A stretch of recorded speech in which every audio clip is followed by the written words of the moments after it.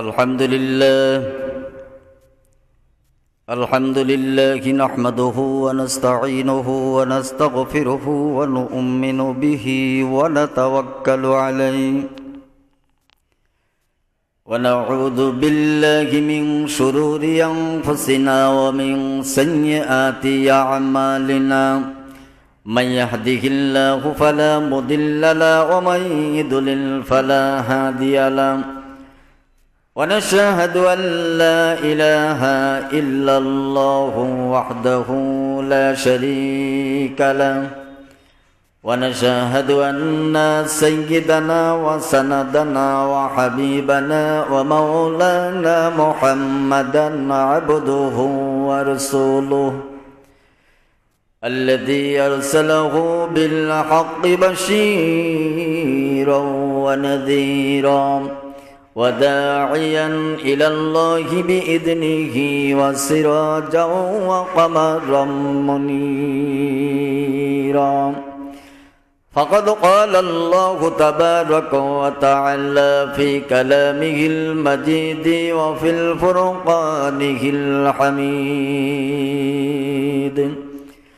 أعوذ بالله من الشيطان الرجيم بسم الله الرحمن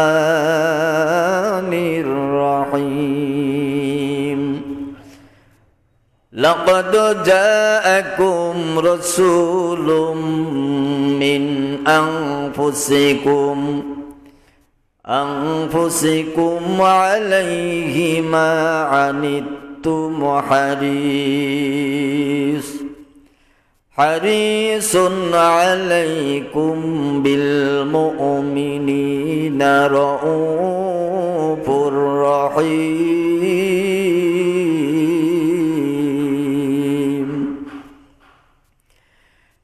بسم الله الرحمن الرحيم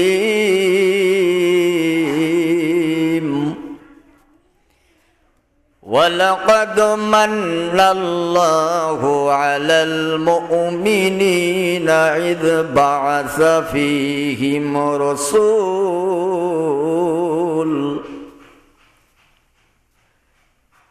إذ بعث فيهم رسولا من أنفسهم بسم الله الرحمن الرحيم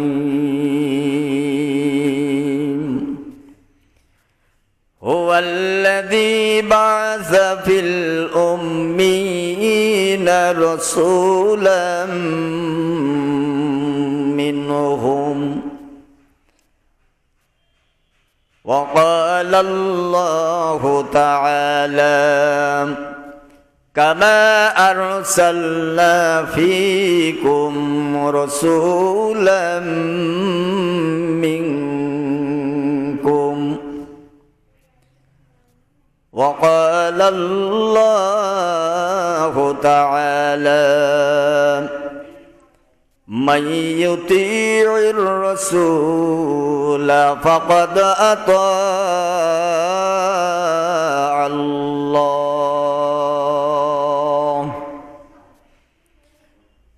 بسم الله الرحمن الرحيم وما أرسلناك إلا رحمة للعالمين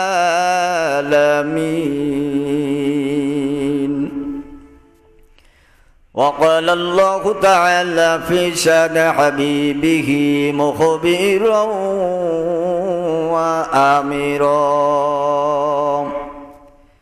إن الله وملائكته يصلون على النبي يا أيها الذين آمنوا صلوا عليه وسلموا تسليما اللهم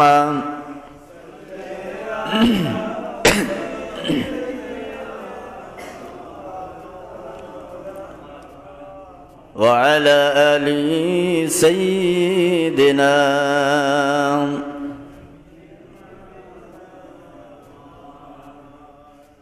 शुक्रिया रब्बुल आलमीन आलिशान दरबार अल्लाह पाक रब्बुल इज्जतुल जलाल रबुल आव्वाल मासे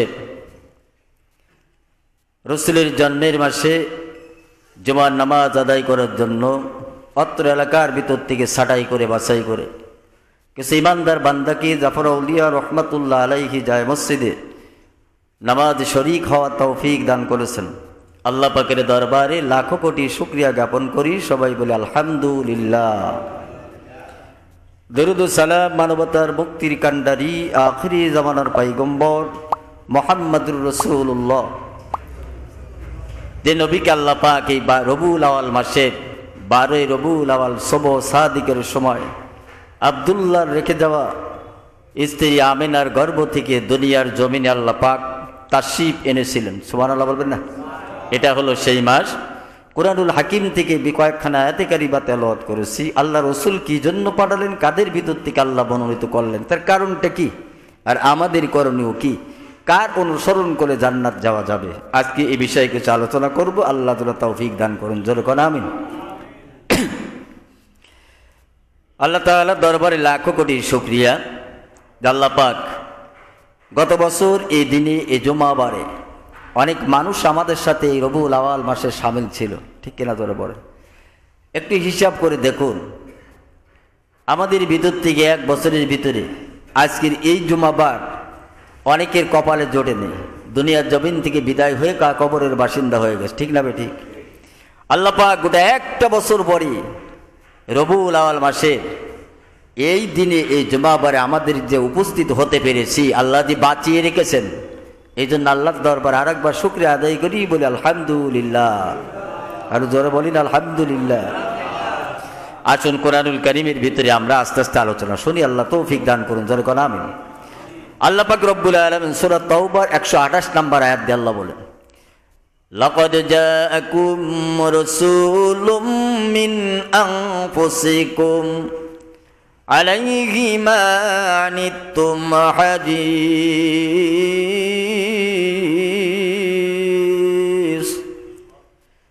أنتم حريص عليكم بالمؤمنين رؤوف رحيم জোরে বলেন আল্লাহু আকবার আল্লাহ রাব্বুল আলামিন तमाम পৃথিবীর মানুষদেরকে জানায়া দিলেন আল্লাহ বলেন নিশ্চয়ই তোমাদের মধ্য হইতেই তোমাদের নিকট এমন একজন রাসূল আমি আল্লাহ পাক পাঠিয়েছি আল্লাহ বলছেন নিশ্চয় তোমাদের ভিতর থেকে তোমাদের কওম থেকে তোমাদের গোত্রের ভিতর থেকেই আমি আল্লাহ পাক তোমাদের নিকট এমন একজন রাসূল আগমন করিয়েছি সুবহানাল্লাহ বলেন না সুবহানাল্লাহ আল্লাহ বলেন যাহার নিকট তোমাদের কষ্ট বড়ই কষ্টদায়ক মনে হয় এমন রাসূল তোমাদের ভিতর থেকে আমি আল্লাহ পাক নির্ধারণ করেছি যার কাছে তোমাদের কষ্টগুলো সেই নবীর কাছে বড় কষ্টদায়ক মনে হয়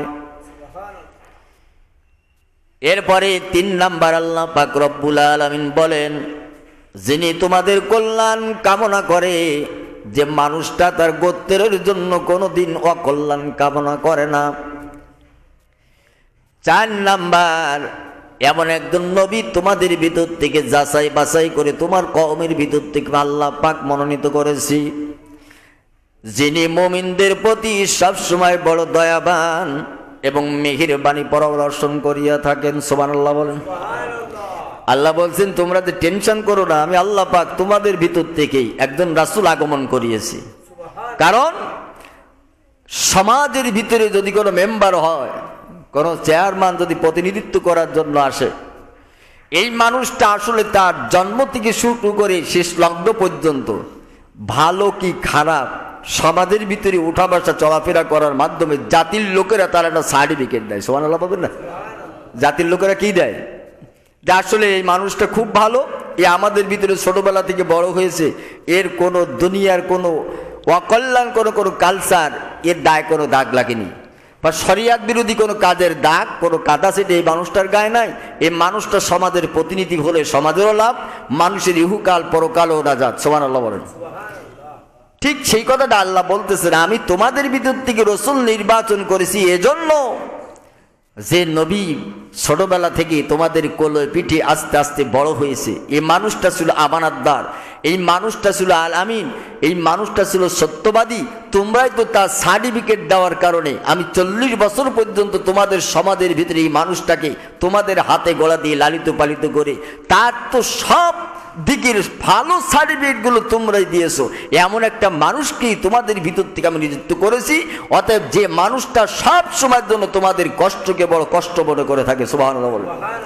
এক নাম্বার আল্লাহ বলছেন যে মানুষটা তোমাদের জন্য আমি নির্ধারণ করেছি, আমার নবী আমার রাসূল সমাজের মানুষের যেটা সব থেকে বড় কষ্ট, এই বড় কষ্টটাকে নিজের কাছে সব থেকে বড় কষ্ট হিসাবে মেনে নিয়েছেন। সুবহানাল্লাহ বলে। 2 নাম্বার, জাহান নিকট তোমাদের কষ্টটা বড় কষ্টদায়ক মনে হয়। আর 2 নাম্বারে আল্লাহ বলতেছেন যিনি তোমাদের সমাজের মানুষের কোনোদিন অকল্যাণ চান না। সুবহানাল্লাহ বলতেন না, এই মানুষটা সমাজের মানুষের কোনোদিন অকল্যাণ চায় না, এই মানুষটা আমার নবী সমাজের মানুষের সব দিক দিয়ে সে ইহকাল এবং পরকালের কল্যাণ চান। সুবহানাল্লাহ বলেন। তবে তার ভিতরে আমার নবী সব থেকে বড় মেহেরবান, সব থেকে বড় দয়াবান, যারা আমি আল্লাহর পথে ইসলামের পথে এসে একমাত্র ঈমানদার হয়ে মুমিনের খাতায় নাম লিখান, আমার নবী মুমিনদের প্রতি সব থেকে বড় দয়াবান মেহেরবান। সুবহানাল্লাহ বলেন। আরো জোরে বলেন না সুবহানাল্লাহ। ভাইরা আমার নবীজি নিজেই বলেন সমাজের মানুষদেরকে আল্লাহ রব্বুল আলামিন চোখে আঙ্গুল দিয়ে দেখাই দিলেন আমার নবীরে তোমরা মিথ্যাবাদী বলতে পারবা না, যেহেতু মিথ্যাবাদী বলার কোনো অবকাশ তোমাদের কাছে নাই, তোমরা নিজেরাই তো আমার নবীকে আল আমিন সত্যবাদী উপাধি দিয়েছো, তোমরাই তো আমার নবীকে সিদ্দিক উপাধি দিয়েছো, আমানতদার উপাধি দিয়েছো। এমনকি তার পূর্বপুরুষ, তার গোত্রের যারা তার বাপ দাদা পূর্বপুরুষ যারা আছে তারা হলো মক্কার সবচেয়ে সম্মানিত বংশের লোক। তার পিতৃপুরুষের দিকে দুনিয়ার কোনো কাদামাটির কালচার তার গোত্রের কোনো মানুষের গায়ে তাদের কোনো ছাপ নাই, কোনো দাগ নাই। এমন একটা কওমের ভিতর থেকে আখরি জামানার পয়গম্বর মুহাম্মদুর রাসূলুল্লাহ সাল্লাল্লাহু আলাইহি সাল্লামকে তোমাদের জন্য রাসূল মনোনীত করেছি। নবীজি নিজেই বলেছেন আমি এমন কওমের পিঠ থেকে আস্তে আস্তে আস্তে আস্তে আমার বাবা আব্দুল্লাহ পিঠ থেকে আমার মায়ের এই দুনিয়াতে জন্মগ্রহণ করেছে। আমার কওম ছিল সব থেকে উচ্চতম কওম, আমার কওমের বিরুদ্ধে একটা কথা বলার মতন যোগ্যতা মক্কার কোনো মানুষের ছিল না। সুবহানাল্লাহ। আমার কওম এত সুন্দর কওম। সুবহানাল্লাহ বলেন। এই জন্য আল্লাহ বলতেছেন তোমরাই তো তাকে কোলপিটি করে লালন পালন করেছো, তোমরাই তাকে আল আমিন উপাধি দিয়েছো, তোমরা তাকে সিদ্দিক উপাধি দিয়েছো, তোমরা তাকে সত্যবাদী উপাধি দিয়েছো, তোমরা তাকে আমানতদার উপাধি দিয়েছো। 40 বছর তোমাদের ভিতরে লালিত পালিত যে মানুষটা, এই মানুষটা তোমাদের জন্য বড় চিন্তা করে, তোমাদের কষ্টটাকে নিজের কষ্ট বলে মেনে নেয়। তোমাদের কষ্টটা কি? তোমরা যখন আমি আল্লাহকে ভুলে গিয়ে 360 দেবীর মূর্তি সামনে নিয়ে যখন মাথা নত করো, তাদেরকে যখন খোদা মারো, আমার নবী বড় কষ্ট পায়। আহারে এই মানুষগুলো আমার কওমের লোক, আল্লাহকে বাদ দিয়া দুনিয়ার কার পূজা করে বেড়াইতেছে, আল্লাহকে বাদ দিয়া দুনিয়ায় মাতোয়ারা হয়ে গেছে। আসলে তো এদের দুনিয়াও বরবাদ হয়ে গেল, পরকালও বরবাদ হয়ে গেল। আমার নবী তোমাদের নিয়ে সবসময়ের জন্য তোমাদের কষ্টগুলোকে সবসময় বড় কষ্টদায়ক মনে করে। আর তোমরা আল্লাহকে বাদ দিয়া ইহকাল এবং পরকালের যে নাজাত থেকে দূরে সরে যাচ্ছ, এদিক দিয়ে আমার নবী তোমাদের বড় টেনশন করে। সুবহানাল্লাহ বলেন। মুমিন যারা তাদের প্রতি বড় দয়াবান মেহেরবান। সুবহানাল্লাহ বলবেন না? আল্লাহ রাব্বুল আলামিন সূরা আল ইমরান 164 নম্বর আয়াত দ্বারা আল্লাহ পাক জানায়া দেন ওয়ালাকাদ মান্নাল্লাহু আলাল মুমিনিনা ইয বা'আসা ফীহিম রাসূল إذ بعث فيهم رسولا من أنفسهم। আল্লাহ রাব্বুল আলামিন আয়াতে বলতেছেন নিশ্চয় আল্লাহ মুমিনদের প্রতি এই অনুগ্রহ করেছেন, যে আল্লাহ বলছেন যে আমি মুমিনদের প্রতি এই অনুগ্রহ করেছি যে তোমাদের মধ্য হতেই তোমাদের জন্য একজন নবী মনোনীত করেছি। সুবহানাল্লাহ বলুন।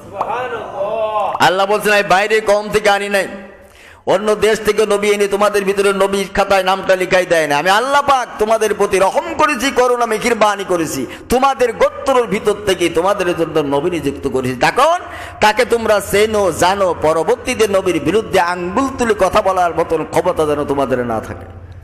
সুবহানাল্লাহ বলবেন না? কতগুলো আমার না আল্লাহ তাআলার কথা কয় না? কার কথা? আল্লাহ বলতেছেন আমি বাইরের থেকে নবী কিনে আনি নাই, অন্য রাষ্ট্র থেকে আনি নাই, অন্য কওম থেকে আনি নাই, তোমরা তার কোলপিটিকে লালন পালন করেছো, তোমাদের ভিতর থেকে আমি নবী নির্বাচিত করেছি। অতএব তোমরা তাকে চেনো জানো মানো, সব দিক দিয়ে আমার নবীকে তোমরাই তো উচ্চ মাকাম দিয়েছো। 40 বছর আমি আমার নবীকে তোমাদের ভিতরে রেখে লালিত পালিত করেছি। সুবহানাল্লাহ বলেন, আর জোরে বলেন। আল্লাহ রাব্বুল আলামিন বলেন কামা আরসালনা ফীকুম রাসূলাম মিনকুম। সূরা বাকারা 151 নম্বর আয়াতের ভিতর দিয়ে আল্লাহ জানাই দেন তোমরা মনে করতেছ ইতিপূর্বে তোমাদের মধ্য হতেই আমি ইতিপূর্বেই তোমাদের মধ্য হতেই তোমাদের জন্য নবী প্রেরণ করিয়াছি। তোমরা মনে করো না এই নবী শুধুই তোমাদের ভিতর থেকে আল্লাহ পাক নির্ধারণ করেছি, না, তোমার আগেও যত নবী যত কওমের ভিতর থেকে নবী এসেছে আমি আল্লাহ পাক ওই রকম তাদের কওম থেকে এইরকম নবী নির্বাচিত আমি আল্লাহ করেছি। আল্লাহ বলতে তোমরা মনে করতেছো শুধু তোমাদের ভিতর থেকে নবী নির্বাচন করেছি, এর আগে করি নাই, তেমন কথা নয়। আমি ইতিপূর্ব তোমাদের কওমের ভিতর থেকে আল্লাহ পাক নবী নির্বাচিত করেছি যাতে তোমাদের ইহকাল পরকালে কামিয়াবি অর্জন করতে পারো। সুবহানাল্লাহ বলেন। আল্লাহ রাব্বুল আলামিনের পরে বলেন নবী নির্বাচন করেছি শুধুমাত্র একটি কারণে, দুনিয়ার হাতে গড়ার সব মাবুদদের বাদ দিয়া আমি আল্লাহর মহব্বত আল্লাহকে চিনতে যদি চাও তাহলে আমার নবীর অনুসরণ অনুকরণ করা ছাড়া আমি আল্লাহ চিনার দ্বিতীয় কোনো রাস্তা দুনিয়াতে নাই। আল্লাহ রাব্বুল আলামিন বলেন মাইয়ুতির রাসূলা ফাকাদ আতা আল্লাহ। সুবহানাল্লাহ বলবেন না? আল্লাহ বলছেন যে আমার নবীর অনুসরণ করেছে সে আমি আল্লাহর অনুসরণ করলো। সুবহানাল্লাহ বলবেন না? অতএব রসুলের ইত্তেবা করা, নবীর অনুসরণ করা, অনুকরণ করে চলা মানেই হলো আল্লাহ পাওয়া। সুবহানাল্লাহ বলবেন। আরো জোরে বলেন। আল্লাহকে পেতে গেলে আল্লাহ বলতেছেন আল্লাহকে পেতে গেলে আল্লাহর অনুগত্য যদি করতে চাও আমার রসুলের অনুসরণ করা মানেই হলো আমি আল্লাহ তাআলার অনুগত্য করা, অনুসরণ করা। সুবহানাল্লাহ বলবেন না? আল্লাহ রাব্বুল আলামিনের পরে বলেন ওয়ামা আরসালনাকা ইল্লা রাহমাতাল লিল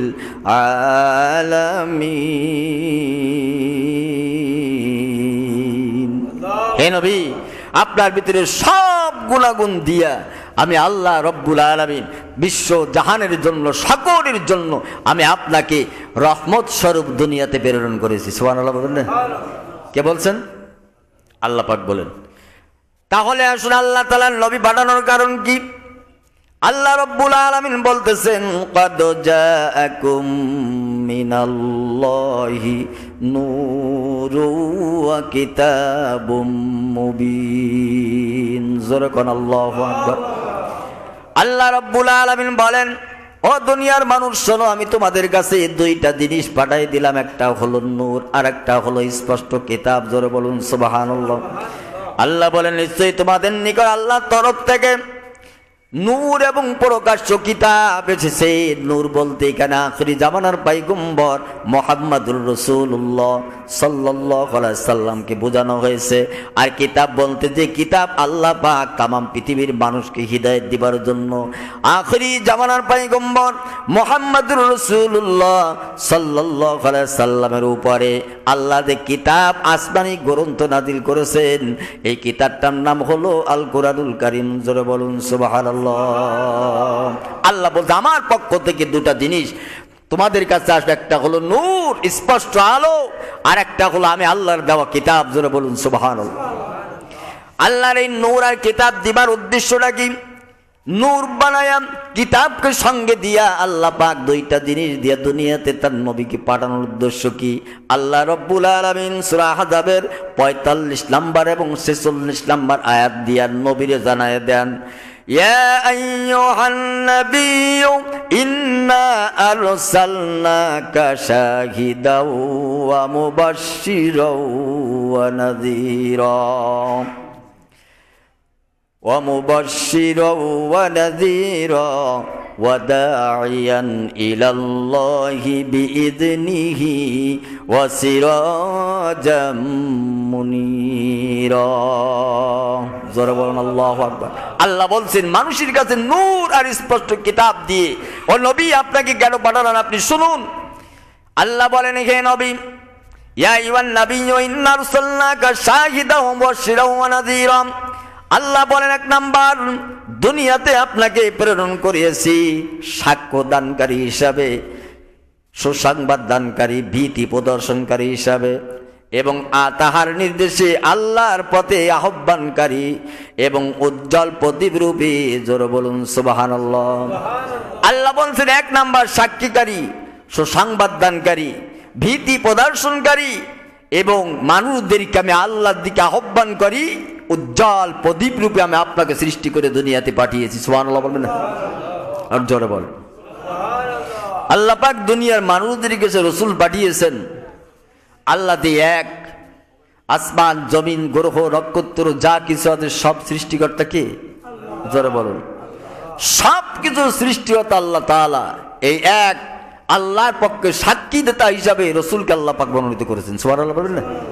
দুই নাম্বার সুসংবাদ দানকারী। যদি আল্লাহকে তোমরা মানো, ইসলামকে যদি নিজের জীবন ব্যবস্থা হিসেবে মেনে নাও, আল্লাহ রব্বুল আলামিন সুসংবাদ দিচ্ছেন আল্লাহর জান্নাত তোমাদের জন্য অবধারিত।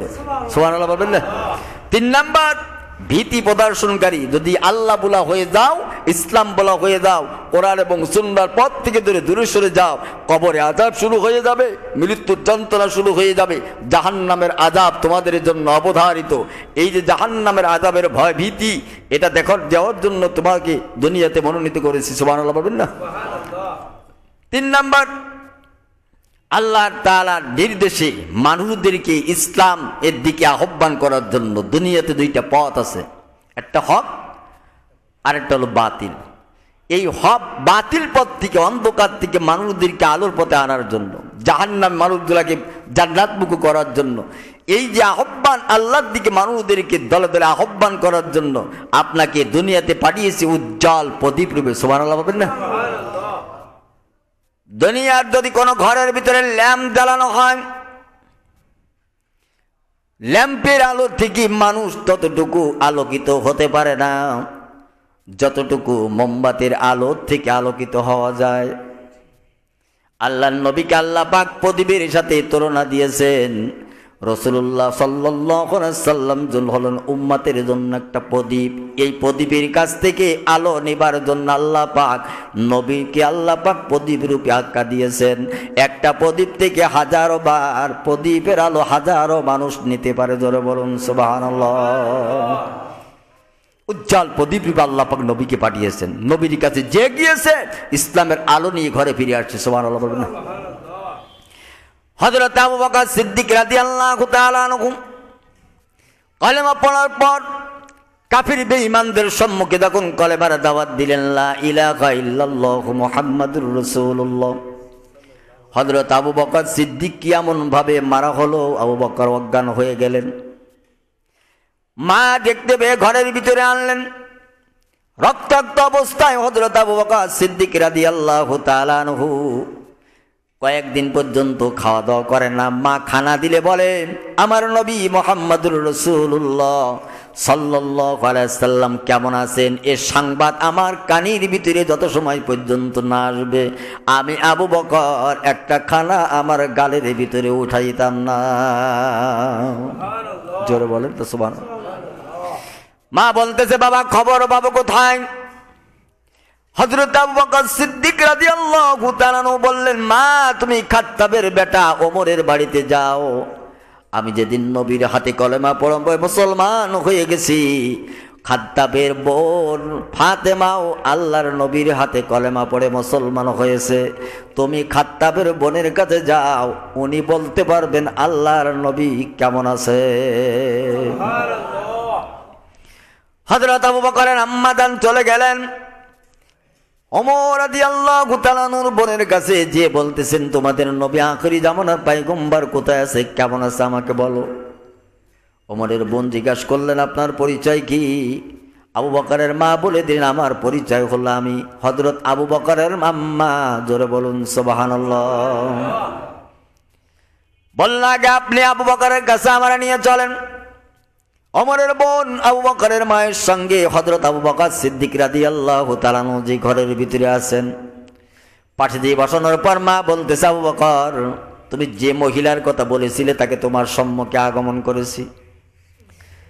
ওমরের বোনের দিকে তাকায় আবু বকর ডাক দেয়া বলতেছে, ও ওমরের বোন, বলতে পারো কি আমার নবী কোথায় আছে, কেমন আছেন? ওমরের বোন আবু বকরের দিকে তাকাইয়া আবু বকরের মায়ের দিয়ে ইশারা করে বললেন, ওরে ভাই আবু বকর, তোমার মা তো মুশরিক, তোমার মায়ের সামনে তো এই কথা বলতে পারি না। আবু বকর বললেন, বোন চিন্তা করবেন না, আমার মা মুশরিক হতে পারে, তবে আমার মা হলো সবচাইতে বড় আমানতদার। যা বলবার এ কথা দ্বিতীয় কারোর কাছে পৌঁছাই দিবে না আমার মা। আমার মা মুশরিক হতে পারে, তবে আমার মা এই সম্ভ্রান্ত পরিবার, আমার মা বড় আমানতদার। আমার মায়ের কাছে কোনো কথা যদি বলেন, আমার মায়ের কথার কোনো আমানতের খেয়ানত করেন, মানে বলতেই পারেন। সুবহানাল্লাহ বলবেন না? ওমরের বোন বলল, আবু বকর, নবীজিকে নিয়ে তুমি টেনশন করো না। দারুল আরকানে নবীজি সাল্লাল্লাহু আলাইহি সাল্লাম খুব ভালো আছেন। ফাতেমা থাকা অবস্থায় আবু বকরের মা ডাক দিয়া বলল, বাবা আবু বকর, আজ কয়েকদিন পর্যন্ত তুমি খানাগুলো ঘর কানের ভিতরে গালের ভিতরে উঠাও না। একটি সংবাদ নেওয়ার আশায়, সেটা হলো এই, আখিরি জামানার পয়গম্বর মুহাম্মদুর রাসূলুল্লাহ কেমন আছেন। এখন তো তুমি শুনেছো তোমার নবী ভালো আছেন, কোন জায়গায় আছেন, এখন একটু খানা তুমি গালের ভিতরে নাও। হযরত আবু বকর ডাক দিয়া বলল, মা, শুনেছি নবী আমার কানে শুনেছি ভালো আছে, কিন্তু ওই নবীকে এক নজর চোখে না দেখা পর্যন্ত আমি একটি খানা গালের ভিতরে উঠাবো না। সুবহানাল্লাহ বলবেন না? মা বলতেছে, আবু বকর, এখন তো দিনের বেলা, আমি তোমার কিভাবে তোমার নবীর কাছে নিয়ে যাব? সন্ধ্যা হোক, আমি মা আমার কাঁধের পরে ভর করে রাস্তা দিয়ে, মরুভূমি রাস্তা দিয়ে হাঁটাতে হাঁটাতে নিয়ে যাব, যাতে মক্কার কোনো মানুষ তোমাকে দেখতে না পায়। সুবহানাল্লাহ বলেন।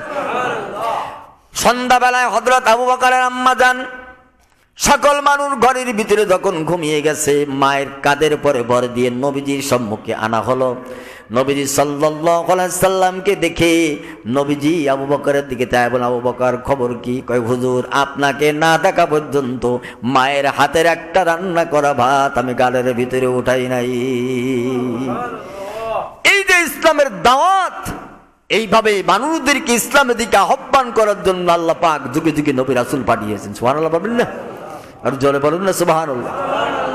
হাজারো ঘটনা এমন আছে, নবীজি সাল্লাল্লাহু আলাইহি সাল্লাম আল্লাহ পাক দুনিয়াতে পাঠিয়েছিলেন ওই জাইলাতের অন্ধকারকে দূর করে দিয়ে গোটা সমাজের ভিতরে ইসলামের আলোকে আল্লাহ পাক পরিস্ফুটিত করিয়ে দেখা দিবার জন্য। জোরে বলুন সুবহানাল্লাহ। আল্লাহ পাক নবীকে পাঠিয়েছিলেন আখিরি জামানার যত অন্ধকার, ওয়ানাসার, দুর্নীতি, রাহাজানি, খুন, ধর্ষণ, লুটতরাজ, সবগুলোর অন্ধকার থেকে মানুষদেরকে আলোর পথে এনে জান্নাত মুখো করার জন্য আল্লাহ পাক তার নবীকে দুনিয়াতে পাঠিয়েছেন। সুবহানাল্লাহ বলবেন না? আল্লাহ রাব্বুল আলামিন বলেন, দুনিয়াতে, পৃথিবীর জমিনে অনেক দল আছে, অনেক মত আছে। দুনিয়ার ভিতরে জন্ম লগ্ন থেকে শুরু করে মৃত্যু পর্যন্ত তুমি যত দলের মানুষ হও, যত ফেরকার মানুষ হও, তোমার দল আলাদা থাকতে পারে, তোমার মত আলাদা থাকতে পারে, কিন্তু কবরে মানুষ মৃত্যুবরণ করে রাখার পর আল্লাহ পাক আমরা কবরের ভিতরে মানুষটাকে লাভানো পর বলে, বিসমিল্লাহি ওয়া আলা মিল্লাতি রাসূলুল্লাহ। সুবহানাল্লাহ বলেন না? বিসমিল্লাহি ওয়া আলা মিল্লাতি রাসূলিল্লাহ। আমরা বলি রাসূল মানুষ দুনিয়াতে অন্য যা কিছু করেছে এখন তোমার দলের পরে তুলে দিয়ে গেল, ঠিক কি না? কথা কন না কেন? আর আল্লাহ বলেন মিনহা খলাকনাকুম ওয়া ফিহা নুঈদুকুম ওয়া মিনহা নুখরিজুকুম তারাতান উখরা।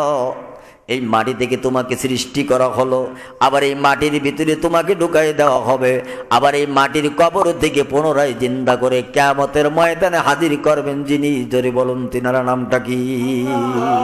আর জোরে বলেন আল্লাহ। এই জন্য রাসূলকে আল্লাহ পাঠিয়েছেন সমস্ত মানুষ অন্ধকার অনাচার থেকে মানুষদেরকে আলোর পথে আনার জন্য, আর আলোর পথে এনে জান্নাতি বানায়া রসুলের দলের পরে আল্লাহ পাক রেখে যাতে কবরে পৌঁছাই দিয়া রসুলের সাথে এক কিয়ামতের ময়দানে আল্লাহর নবীর দলভুক্ত হয়ে উঠতে পারি, এই জন্য আল্লাহ পাক নবী পাঠিয়েছেন। সুবহানাল্লাহ বললেন।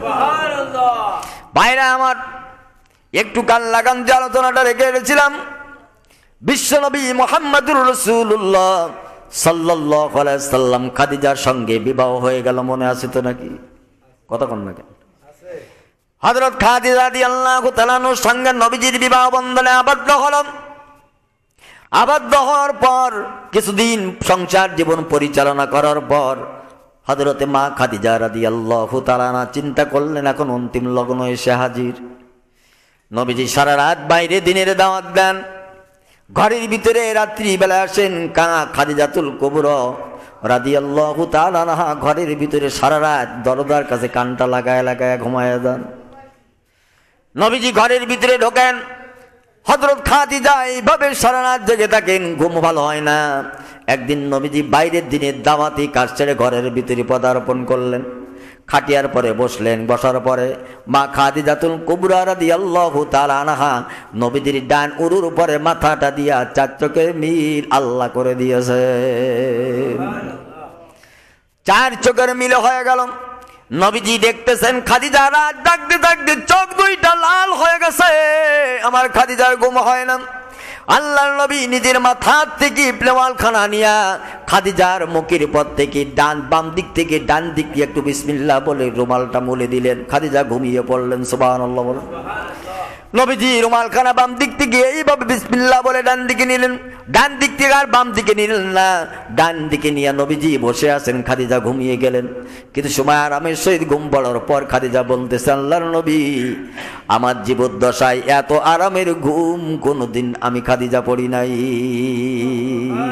জোরে বলেন না সুবহানাল্লাহ। নবীজি আপনার সঙ্গে বিবাহ বন্ধনে আবদ্ধ হওয়ার পর সারাটা রাত দরজার কাছে দাঁড়ায়া দাঁড়ায়া আমি খাদিজা রাত জেগে জেগে পাহারা দেয়, দিনের বেলায় সংসারের কাজকর্মগুলো করি। কিন্তু আজকে আপনি রুমালটা আমার মুখের উপর থেকে বাম দিক থেকে ডান দিকে টান দেন, নেওয়ার পর আমি যে ঘুম পড়লাম এইরকম আরামের ঘুম আমি খাদিজা জিন্দেগিতে কোনোদিন পড়ি নাই। আল্লাহর নবী ডাক দিয়া বলল, খাদিজা তুমি যে আরামের ঘুমটা ঘুমাই গিয়েছো, আমি নবী যদি আবার ডান দিক থেকে বাম দিকে রুমালটা এইভাবে নিয়ে তোমার বাম দিকে দিতাম, কিয়ামত পর্যন্ত তুমি ঘুমিয়ে যেতে। এ ঘুম থেকে জাগানোর ক্ষমতা দুনিয়ার কোন নবী রাসূলের হতো না। আল্লাহ তোমাকে কেমন ঘুম পড়ায় দিত, কিয়ামত হয়ে যেত, কিন্তু তোমার ঘুম ভাঙতো না। সুবহানাল্লাহ। আর জোরে বলেন না সুবহানাল্লাহ। নবীজির উরুর পরে মাথা দিয়া খাদিজা ডাক দিয়া বলতেছেন, নবীজি আজকে কয়েকটা জিনিস আপনার কাছে চাইবো, আপনি আমাকে দেবেন কিনা বলেন। আল্লাহর নবী বললেন, খাদিজা চাইতে পারো, দিবার ক্ষমতা যদি আল্লাহ আমাকে দেয় তোমাকে দিতে পারি। সুবহানাল্লাহ। খাদিজা ডাক দিয়া বলল, নবীজি আমার জাগতিক সম্পদ পৃথিবীর জমিনে যা ছিল আপনাকে বিবাহ বন্ধনে আবদ্ধ হওয়ার পর আমার সব মাল সামানা ইসলামের জন্য সব আপনার নামে ওয়াকফ করে দিয়েছে। আমি একজন গরিব, আপনার সঙ্গে সংসার জীবন যতদিন পর্যন্ত আবদ্ধ আছি আপনার কাছে দাবি করে কোনো কিছু চাই না। আপনি মনে করবেন দুনিয়ার কোনো জিনিস আমি চাবো না। আমি খাদিজা আমার অন্তিম লগ্ন হাজির। আমি দুনিয়ায় আপনার কাছে টাকা চাই না, সম্পদ চাই না, গাড়ি চাই না, অট্টালিকার মালিক হতে চাই না, কোনো স্বর্ণ অলংকার চাই না। আল্লাহর নবী বললেন, খাদিজা তুমি কি বলতে চাও বলো। খাদিজা বলল, হুজুর এই দুনিয়াতে মানুষের হায়াতের একটা শেষ সীমানা আছে। আমি খাদিজা বুঝে ফেলেছি হয়তো দুনিয়াতে আর বেশি দিন বাঁচবো না, এরপরে কিছু চাবার মতন কিছু চাইতো হয়তো সুযোগ আর পাবো না। তবে এখন যখন আপনার উরুতের পরে আরামের ঘুমটা ঘুমানোর পরে আবার মনে হলো আমি কখন আর সময় পাবো, আপনি আমাকে সময় দিতে পারবেন কিনা জানি না, তবে যখন সময় পেয়েছি আমার কয়েকটা দাবি আপনাকে মেনে নিতে হবে। জোরে বলুন না সুবহানাল্লাহ। দুরূদ শরীফ পড়ে আল্লাহুম্মা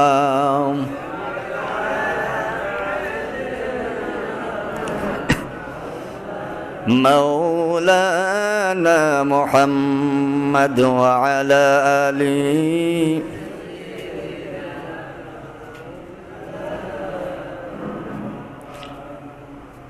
ভাইরা আমার কান লাগান। মা খাদিজা ডাক দিয়া বললেন, নবীজি আমার এক নাম্বার দাবি হলো আমি যখন দুনিয়া জমিন থেকে মৃত্যুবরণ করে কবর পেশের যাত্রী হয়ে যাব, হায়াত মতুক রিজিক দৌলত কার হাতে? জোরে বলেন, আরো জোরে বলেন। হায়াত মৌত রিজিক দৌলত আল্লাহ তাআলার ভান্ডারে। কেন রে মন মিশে মায়ায় ভুলে আসো সেই খোদারে? হায়াত মৌত রিজিক দৌলত আল্লাহ তাআলার ভান্ডারে। কেন রে মন মিশে মায়ায় ভুলে আসো খোদারে? পশু পাখি সবাই মিলে আল্লাহর নামের শুকরিয়া করে, বছরে একদিন আসে শবে বরাত। লাম ইয়ালিদ ওয়া লাম ইউলাদ ওয়া লাম ইয়াকুল লাহু কুফুয়ান আহাদ। পড়েন কুল হুয়াল্লাহু আহাদ, জোরে কুল হুয়াল্লাহু আহাদ আল্লাহুস সামাদ লাম ইয়ালিদ ওয়া লাম ইউলাদ ওয়া লাম ইয়াকুল লাহু কুফুয়ান আহাদ। জোরে বলুন সুবহানাল্লাহ। আল্লাহর নাই মাতা পিতা, আল্লাহ হলেন নিরাকার। সূরা ইখলাসের সূরার মাঝে হাদিসে দেয় প্রমাণ তার। সূরা ইখলাসের মান হাদিস কোরআনে প্রমাণ, যার কারণে বালাই নিল আল্লাহ দিন ও রাত। লাম ইয়ালিদ ওয়া লাম ইউলাদ ওয়া লাম ইয়াকুল লাহু কুফুয়ান আহাদ। পড়েন কুল হুয়াল্লাহু আহাদ আল্লাহুস সামাদ লাম ইয়ালিদ ওয়া লাম ইউলাদ ওয়া লাম ইয়াকুল লাহু কুফুয়ান আহাদ।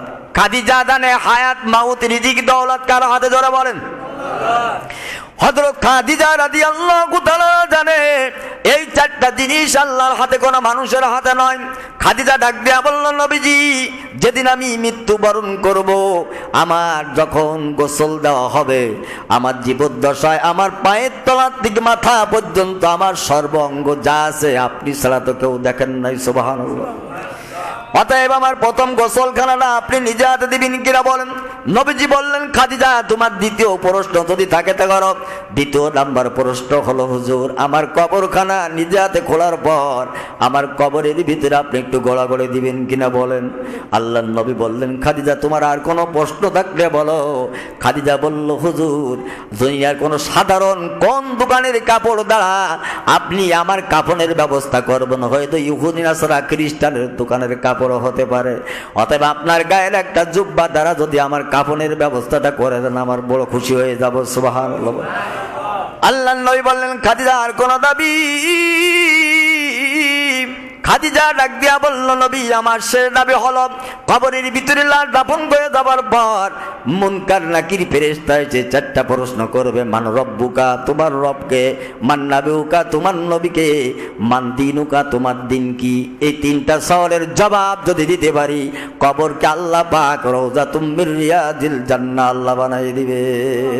সুবহানাল্লাহ বলবেন না? এই জন্য নবীজি আমি এই কথাটা কেন বললাম শুনুন। আল্লাহ রাব্বুল আলামিন কবরের ভিতরে এক নাম্বার প্রশ্ন হবে, মান রব্বুকা, তোমার রবকে?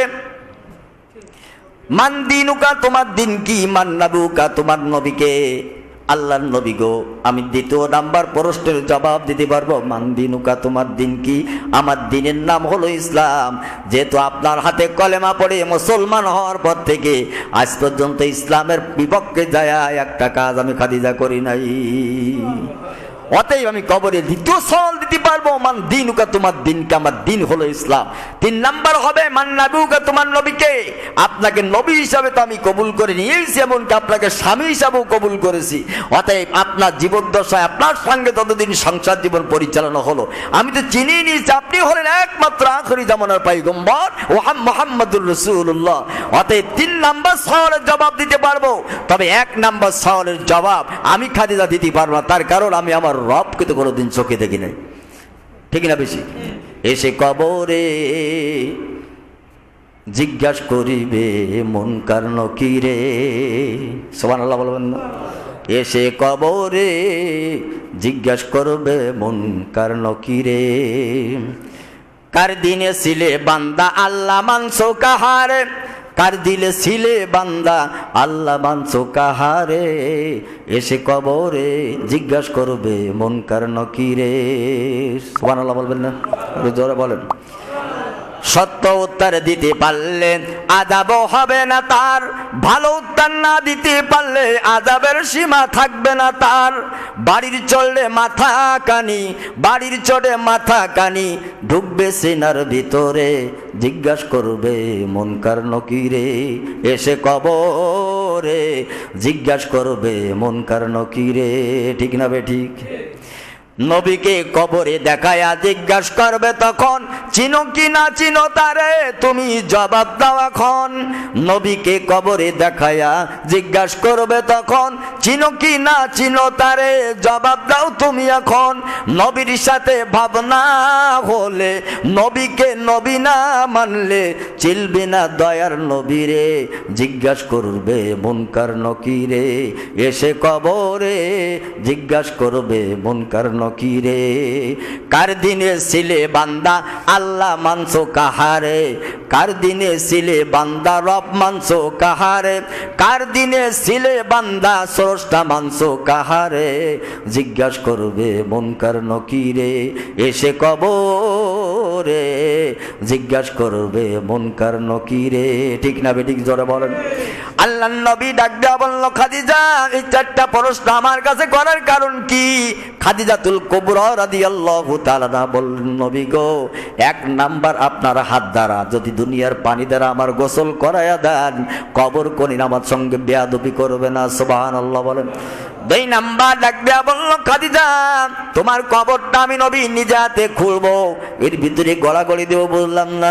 খাদিজা ডাক দেয়া বলল, নবীজি যে মাটির সঙ্গে নবীর গায়ের মিশ্রণ হয়ে যাবে, নবুয়াতে সিলমোহর, নবুয়াতের সিলমোহরের এই যে আকর্ষণ মাটির সঙ্গে লেগে যাবে, ওই কবর কোনোদিন আমি খাদিজার সঙ্গে বেয়াদবি করবে না।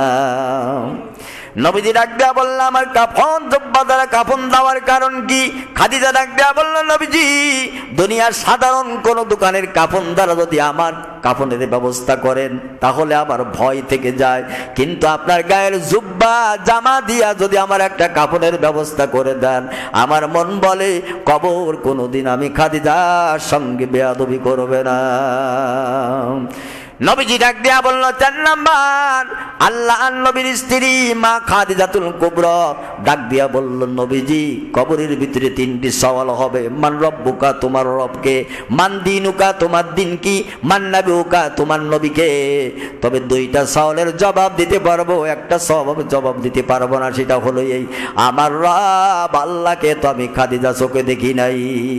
নবী বললেন, এখন কি করা লাগবে? খাদিজা বলল, নবীজি মুনকার নাকির কবরের ভিতরে ঢুকিয়া প্রথম সওয়াল তখন করবে, মান রব্বুকা তোমার রবকে। এই সওয়ালের জবাবটা যত সময় পর্যন্ত আমি খাদিজার জবান থেকে বের না হবে, ওয়াদা দেন আমি খাদিজার কবর ছেড়ে আপনি যেতে পারবেন না। আরো জোরে বলুন সুবহানাল্লাহ, আরো জোরে বলি না সুবহানাল্লাহ। ভাইরা আমার, হযরত খাদিজাতুল কুবরা রাদিয়াল্লাহু তাআলা মৃত্যুবরণ করলেন। আল্লাহর নবী নিজে হাতে গোসল দিলেন, নিজের একটা জুব্বা দ্বারা কাফনের ব্যবস্থা করে দিলেন। নবীজি নিজে হাতে কবর খনন করলেন, কবরের ভিতরে গড়াগড়ি দিয়া জানাজা পড়াইয়া নবীজি যখন কবরের ভিতরে লাগবেন, আল্লাহর নবী সাল্লাল্লাহু আলাইহি ওয়াসাল্লাম কবরের ভিতরে নামলেন, খাদিজার লাশটা কবরের ভিতরে শোয়াই দিলেন। নবীজি প্রত্যেকে সাহাবীদের নিয়ে যখন মাটি চাপা দেওয়া হয়ে গেল, মাটি দেওয়ার পর সাহাবীরা বললেন, নবীজি চলুন একটু বাড়ি চলে যান। নবীজি বললেন, ও সাহাবীরা তোমরা সবাই বাড়ি যাও, আমার খাদিজার সঙ্গে একটা ওয়াদা দেওয়া আছে, এই ওয়াদা পূরণ না করা পর্যন্ত নবী আমার খাদিজার কবর ছেড়ে যেতে পারি না। সুবহানাল্লাহ বলবেন না? সাহাবীরা প্রায় চলে যাবেন, আল্লাহর নবী সাল্লাল্লাহু আলাইহি সাল্লাম খাদিজার মাথার দিকে দাঁড়িয়ে আছেন, অপেক্ষা করতেছেন কখন মুনকার নাকির কবরে ঢুকবে। কিন্তু আল্লাহ পাক রব্বুল আলামিন 1,24,000 মতান্তরে 2,24,000 পয়গম্বর এই দুনিয়াতে যত নবী আল্লাহ পয়গম্বর করে পাঠাইছেন, যত রাসূল পাঠাইছেন, সব রাসূলের জান কবজ করার সময় আজরাইল অনুমতি নাই। কিন্তু আপনার আমার নবী একমাত্র নবী মুহাম্মদুর রাসূলুল্লাহ সাল্লাল্লাহু আলাইহি সাল্লামের রূহ কবজ করার জন্য আজরাইল অনুমতি চেয়েছে। জোরে বলুন সুবহানাল্লাহ। যায় নবী রূহ কবজ করতে যায়, আজরাইল অনুমতি চায়। ওই নবী যদি কবরের কাছে দাঁড়ায়, মুনকার নাকিরের ক্ষমতা আছে কবরে ঢোকে? কথা কয় না। কবরের ভিতরে মুনকার নাকির ঢোকে না। নবী আবার খাদিজার মাথার দিক থেকে কদম ওঠায় না। মুনকার নাকির ডাক দেয়া বল, আল্লাহ এমন পয়গম্বর তোমার খাদিজার কবরের মাথার কাছে দাঁড়িয়েছে, আমরা ঢুকবো তো আমাদের সাহসে কুলাই না, প্রশ্ন করা তো দূরের কথা। আল্লাহ ডাক দেয়া বলল, নবী আর কাঁদতে হবে না, নবীজি টেনশনে আছেন, মুনকার নাকির কবরে ঢোকে না। আল্লাহ ডাক দেয়া বলে, জিবরাইল যা আমার নবীর জানাই দে, আমার নবীর কাছে খাদিজা যা আবদার করেছে, মান রব্বুকা, তোমার রব কি? আমি যে রব আল্লাহ, এই সওয়াল আমার মুনকার নাকির ফেরেশতা যখন করবে, খাদিজার বলা লাগবে না। আমি আল্লাহ খাদিজার তরফ থেকে কুদরতি ভাবে সওয়ালের জবাব দিবার ব্যবস্থা আমি আল্লাহ করব।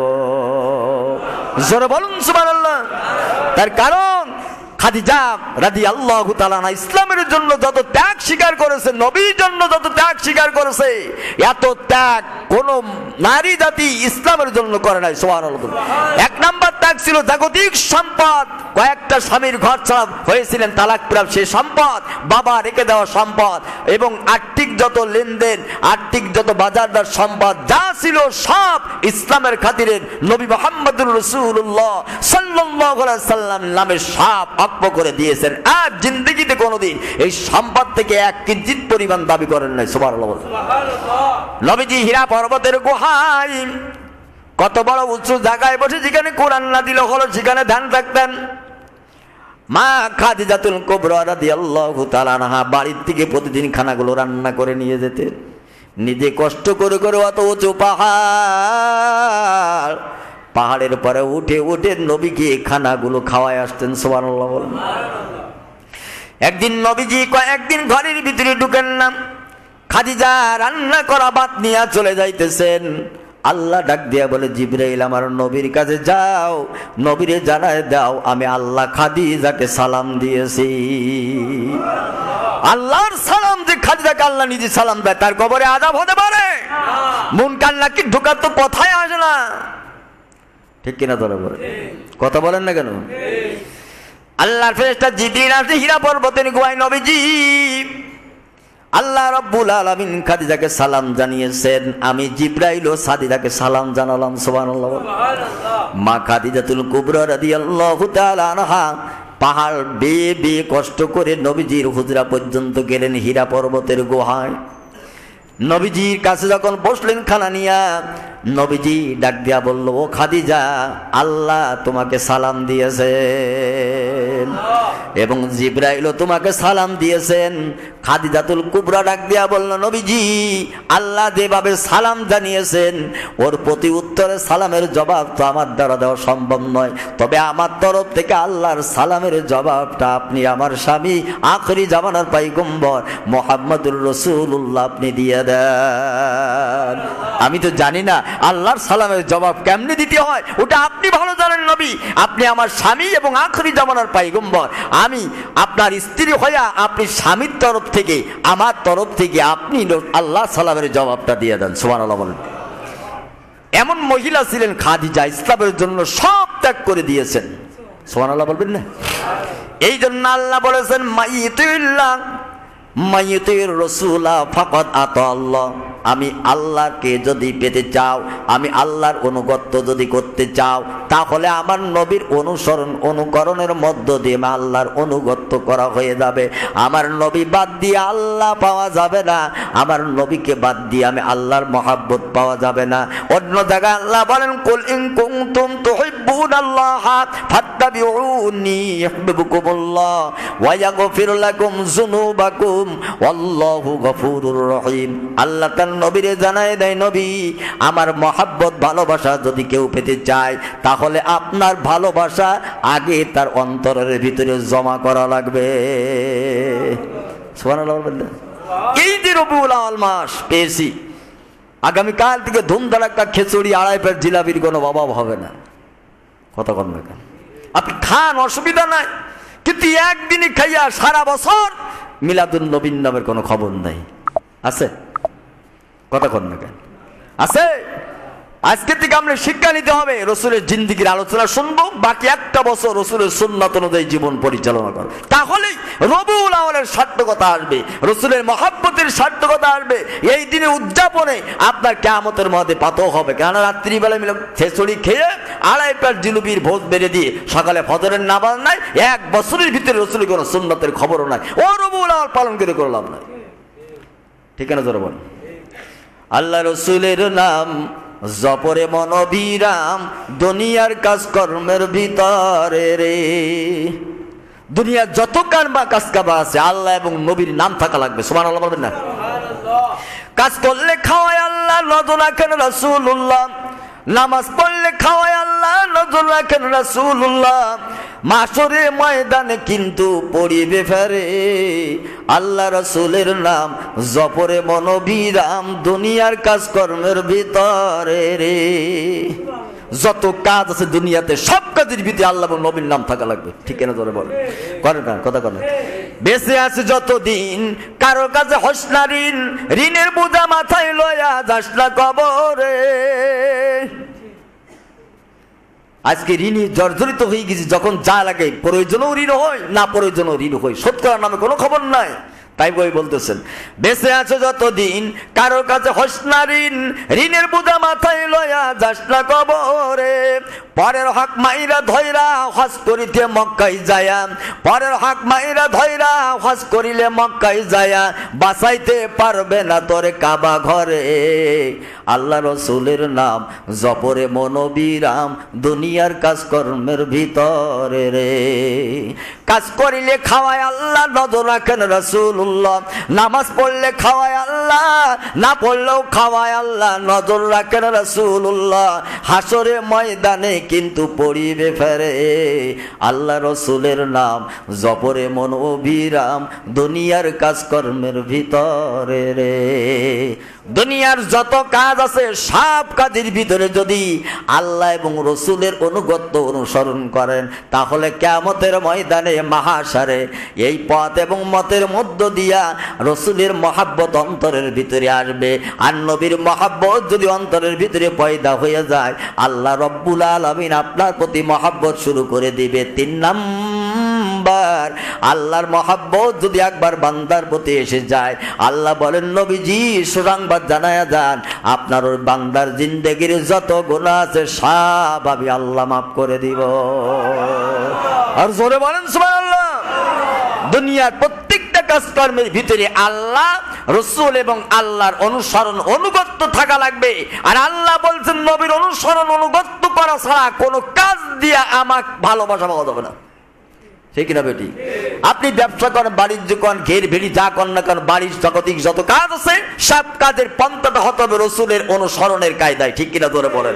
এই জন্য আল্লাহ বলেন, কুলিন কুনতুম তুহিব্বুনাল্লাহ, আমার ভালোবাসা পেতে চায় আপনার উম্মত, ফাত্তাবিউনি, আপনার অনুগত্য করবে, ইত্তেবা করবে। তা আপনার প্রতিটা কাজ আপনি নবী যেভাবে করেছেন ওইভাবেই আপনার কোন উম্মত যদি ওই কায়দায় আপনাকে অনুসরণ করে, যে মুহূর্তে করবে ওই মুহূর্তে আমার ভালোবাসা শুরু হবে। সুবহানাল্লাহ। আর আল্লাহ আমার ভালোবাসা যদি আপনার কোন উম্মতের পরে ওই মুহূর্তে শুরু হয়ে যায়, আমি আল্লাহ পাক ওয়াদা দিলাম জিন্দেগির সব গুনাহ আমি আল্লাহ মাফ করে দেব। সমস্যা? আল্লাহ রসুল যে কায়দায় কাজ করেছেন আমিও সেই কায়দায় করবো, সমস্যা কি? আল্লাহ নবী 5 ওয়াক্ত নামাজ পড়েছে আমি পড়বো, রসুল সুন্নতি কাজ করে আমরাও সুন্নতি কাজ করবো, সমস্যা আছে? কোনো কষ্টের কিছু নেই। আল্লাহ পাক নবীর জন্য সব সহজ করে দিয়ে। সুবহানাল্লাহ বলেন।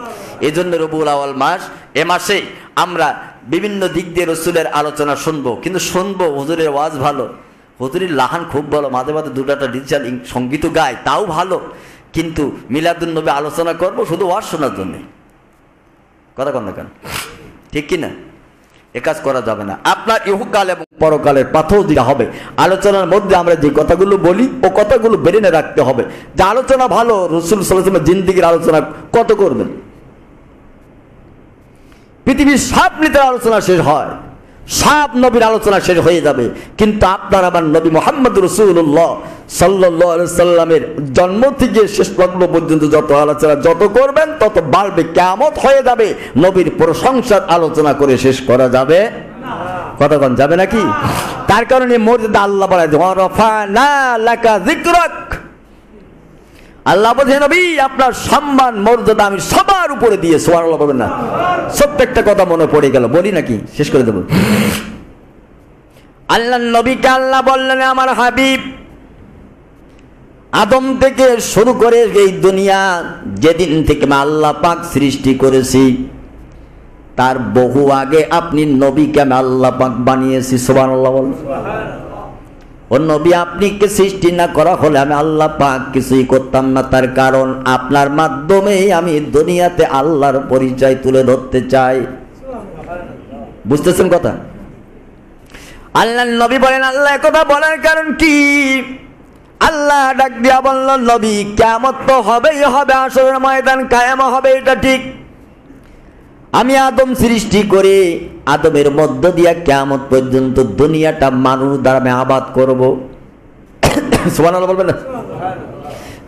নবীজিকে আল্লাহ পাক ডাক দিয়া বলো নবী একদিন দুনিয়া কিয়ামত হয়ে যাবে, আমি আল্লাহকে আল্লাহ বলার মতন কোন লোক আর দুনিয়াতে খুঁজে পাওয়া যাবে না, কিন্তু আপনার নাম বলার মতন আপনার পরে দুরুদ সালাম পাঠানোর তখনও কিছু মাখলুক থাকবে। কথা কয় না?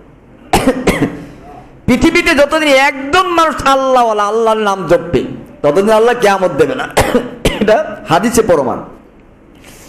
আল্লাহ দুনিয়া ধ্বংস করে দেবেন যেদিন আর আল্লাহকে আল্লাহ বলার মতন লোক থাকবে না। আর পৃথিবীর কিয়ামতটা হবে কোন আল্লাহওয়ালা মানুষের প্রতি না, সব নাফরমানদের প্রতি আল্লাহ কিয়ামত দিবে। এটা বাস্তব প্রমাণ। নবী ডাক দিয়া বলেন আল্লাহ বুঝলাম না আপনার নাম বন্ধ, আমার নামের দুরূদ শরীফ চালু থাকবে, বললাম না। আল্লাহ ডাক দেয়া বলো নবী দুনিয়ার সব মাকলুক সব পয়গম্বরদেরকে আমি আল্লাহ পাক উপাধি দিয়েছি এক একটা। আদম হলো সাবিউল্লাহ, মুসার নামের পিছনে উপাধি দিয়েছিলাম কালিমুল্লাহ। ইব্রাহিম নবী জাতির পিতা বানাইয়া ওই নবীর পিছনে একটা লাকাব দিয়েছে আমি ইব্রাহিম খলিলুল্লাহ। সুবহানাল্লাহ বলবেন। আর আপনার আগে একজন পয়গম্বর পাঠাইয়া আমি আল্লাহ পাক তার লকাব দিয়েছিলাম ঈসা রুহুল্লাহ। সব নবীর লকাব হলো আলাদা, আর আপনি নবী দুনিয়াতে পাঠাইয়া আমি আপনাকে একটা লকাব দিয়েছিলাম হাবিবুল্লাহ। বুঝতেছেন তো? বোঝেন? আল্লাহ নবী বলেন আল্লাহ বুঝলাম না লকাবের কারণ কি? সবার লকাব আলাদা, আমারটা আলাদা। আল্লাহ বলল নবী এই যে নবীদের পিছনের লাকাবের ধরন আলাদা, আর আপনার নামের পিছনের লাকাব দিয়েছে মর্যাদা সম্পূর্ণ আলাদা। সব নবীরা হলো আমি আল্লাহর জন্য পাগল, আর আমি আল্লাহ হলাম হাবিব আপনার জন্য পাগল। এই জন্য আপনার নামের পিছনে লাকাব দিয়েছে হাবিবুল্লাহ। সুবহানাল্লাহ কয় না? নবীর আল্লাহ কারণ কি? নবীজি ডাক দেয়া বললেন আল্লাহ ডাক দেয়া বলো নবী শুধু তাই নয়, আমি দুনিয়ার ইমানদারদেরকে বলেছি ইয়া আইয়ুহাল্লাযীনা আমানু সাল্লু আলাইহি ওয়া সাল্লিমু তাসলিমা। কার কথা? আল্লাহ বলেছেন নবী আইয়ুহাল্লাযীনা আমানু, দুনিয়ার ইমানদারকে বলেছে আপনার পরে দুরূদ ও সালাম পাঠাতে। পৃথিবীর কোনো মানুষ থাকবে না, কিন্তু আপনার ইমানদার বান্দারা হয়তো আপনার নামের প্রতি দুরূদ ও সালাম পাঠাতে ভুলে যাবে, কিন্তু তখন আমি আল্লাহ থাকবো, আমার ফেরেশতারা থাকবে। সুবহানাল্লাহ বলবেন না? দুনিয়ার সব মাখলুক আপনার পরে দুরূদ পড়াবে না, আর দুনিয়ার সব মানুষ মারা যাবে না, আল্লাহর নাম জিকির বন্ধ হয়ে যাবে। তখনো পর্যন্ত আমি আল্লাহ এবং আমার ফেরেশতারা আপনার নামের গুণগান জারি রাখবো। জোরে বলুন সুবহানাল্লাহ, আর জোরে বলেন সুবহানাল্লাহ। এই নবীর উম্মত হতে পারে আমরা খুশি না বেজার? জোরে বলেন, কম না বেশি? সব নবীরা আমার নবী উম্মত হবার জন্য আল্লাহর কাছে দরখাস্ত করেছিল, আল্লাহ দেন নাই, ঠিক কিনা জোরে বলেন? কিন্তু আমরা গুনাহগার উম্মত, আল্লাহ দে আমাদের নবীর উম্মত করে আমাদেরকে পাঠিয়েছেন। এর থেকে আর কি চান আপনি? কথা কন না কেন? এর থেকে আর কি চান? এরপরও নবীর কথা মনে থাকে না, নবীর সুন্নতের কথা মনে থাকে না, নবীর দ্বীনের কথা মনে থাকে না, নবীর দেওয়া সেই ইসলামের কথা মনে থাকে না, আমরা তাও ভুলে যাই। কথা বলেন ঠিক না বেটি? এজন্য রবিউল আউয়াল মাস যখন আসে আমাদেরকে নবীর কথা বেশি বেশি মনে পড়ে। এই মনে পড়া থেকেই বাকি একটা বছর রবিউল মাস আসা পর্যন্ত নবীর কথাটা মনে থাকতে রাজি কারা কারা? আবার আল্লাহকে হাত তুলে দেখাই তারা। আল্লাহ কবুল করেন, একজনে কোন আমিন। আয় আল্লাহ তাআলা, এই রবিউল আউয়াল মাসে আমরা ওয়াদা করতেছি তোমার নবীর দেওয়া পথ এবং মতের পরে যেন আজীবন টিকে থাকতে পারি। এ তৌফিক আল্লাহ সকলকে দান করুন। জোরে কোন আমিন। ওয়া আখিরু দাওয়ানা আলহামদুলিল্লাহি রাব্বিল আলামিন।